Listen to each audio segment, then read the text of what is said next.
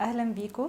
اسئله كتير الناس بتسالها قبل ما تبدا ليزر، والنهارده هنحاول نجاوبها. الليزر هو وسيله امنه تماما لازاله الشعر لو اخترنا الجهاز المناسب.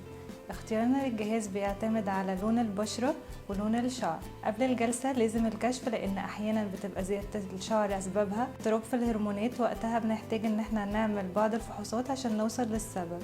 ولان تكنولوجي الليزر تكنولوجي معقدة، فلازم نختار الجهاز المناسب. احنا عندنا هنا في العيادة جهاز دايود لايت شيرد ويت. الجهاز ده امن تماما ومناسب لكل انواع البشرة، سبيشالي البشرة الغامقة، بالاضافة لانه غير مؤلم. كان دكتور احمد عمل ابحاث واتعرضت في مؤتمرات عالمية، قدرنا من خلالها نوصل لبروتوكول علاج للوصول لنتيجة فعالة في اقل عدد من الجلسات وبدون الم. قبل الجلسة بنحتاج نعمل شوية حاجات. بنعمل شيفنج في يوم الجلسة او قبلها بيوم. ممنوع تماما اخذ التان قبل الجلسة. التايم ما بين السيشنز بيبقى من 3 ل 4 اسابيع في الفيس و6 اسابيع في البودي. اخر حاجة حابين نقولها ان الريسبونس بتختلف من مكان لمكان على حسب سمك الشعرة، ومع اخر جلسة بنوصل لحوالي 80% من ازالة الشعر. اخر حاجة حابين نقولها ان الليزر جهاز بيعمل permanent hair reduction not removal، ومع الجلسات بنحس بتحسن ملحوظ بيوصل لحد 80%.